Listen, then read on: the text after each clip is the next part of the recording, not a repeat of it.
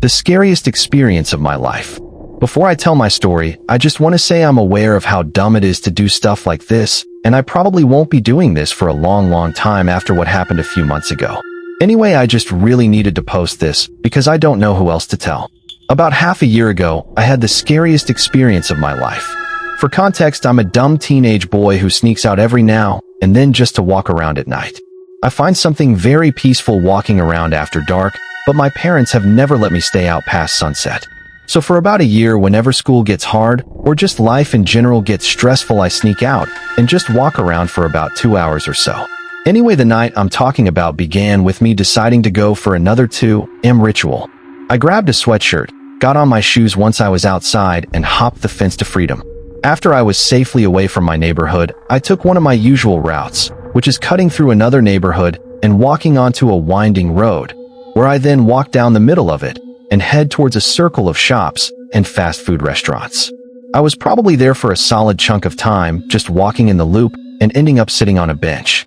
At some point, I picked up a plastic spoon on the ground and started to grind it against the pavement until the spoon part was half gone out of boredom. This is important later. I was chilling there for a bit before I decided to walk around a bit more, and I eventually ended up at a park like 10 minutes away from my neighborhood, where I usually end off the night just staring off into the sky. The park itself creeps me out sometimes because at night there's a huge ring of trees surrounding all sides of you, and anyone could watch from the woods.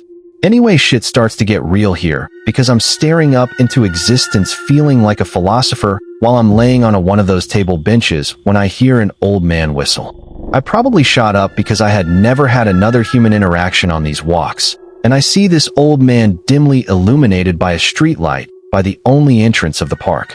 I had seen him before. He's this tall, skinny white guy that walks around our town all day, and I would honestly think he was homeless if he wasn't wearing the same fancy button-up and cargo pants every day. Me and my mom have talked about him, and we think he's mentally disabled and probably lives with a caretaker. I had an interaction with him once. About a year ago, I was walking home in broad daylight when I passed a man who was at that time sitting on a bench. Dude just looks at me and says, "Jesus loves you," with a weird little smirk on his face. I responded with an awkward, "I know," even though I'm an atheist, and didn't really think much of it.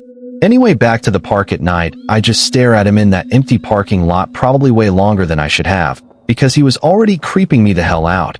I imagine we were staring at each other for a real long time, before he slowly starts walking toward me, and at this point I'm frozen in fear, because why the fuck is this old white geezer out with me at like 3 AM in an empty park? I'm standing up at this point when he gets close to me, and just gives me this cheeky grin like he knows something I don't yet, and I'm still just gawking at him like a fucking buffoon.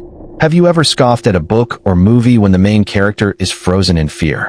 Well, I have, and I never will again, because at this point, I'm more frozen than I've ever been in my life. At some point, after probably like 10 seconds of awkward standing, he just kinda half pats and half grabs my shoulder and reaches into his pocket to pull out a plastic spoon.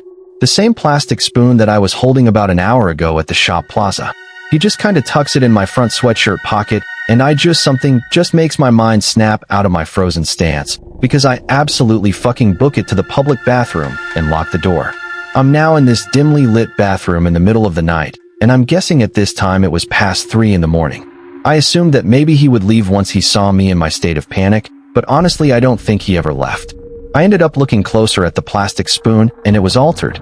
Have you seen that one viral AI-generated image where it looks completely normal at a glance, but you can't identify a single thing?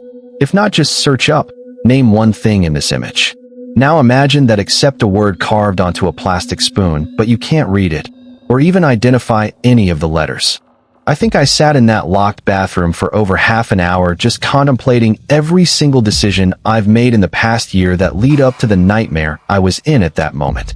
To be clear, I had no phone or any way of contacting someone because my parents installed Life 360 on my phone and they can see my location whenever. I also had no watch or access to the outside to tell the time. I ended up gaining the courage to unlock the door and just absolutely rocket myself towards the exit of the park. Before I turned the corner, I looked back for a second and saw a figure sitting on the bench that was right next to the bathroom. This senile old man had waited outside for an hour just to see me one more time. I'm being completely honest when I say I held a full sprint until I got to my neighborhood, where I caught my breath behind a bush and then snuck back in my house. I haven't gone out at night since that experience, and I don't know if I'll ever sneak out again. I still have the spoon buried somewhere in my wardrobe, but I haven't looked at it in months. Sometimes I think about how long he was following me, and if it was an isolated incident, or if he had been stalking me on other late-night trips.